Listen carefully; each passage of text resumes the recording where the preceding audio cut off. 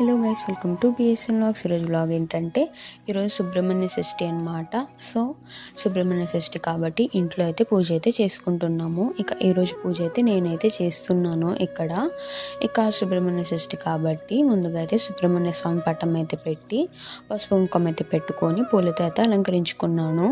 ఇక్కడ మా మమ్మీ దీపాలు పెట్టడానికి అయితే మెటల్ది ఒక దీపాలది అయితే స్టాండ్ అయితే కొన్నారు. సో అందులో అయితే ఈరోజు అయితే దీపాలు అయితే పెట్టాను నేను. దాంట్లో అయితే ఫ్లవర్స్ అయితే వేసి దీపాలు అయితే పెట్టాను. చూడడానికి చాలా మంచిగా అయితే ఉన్నింది.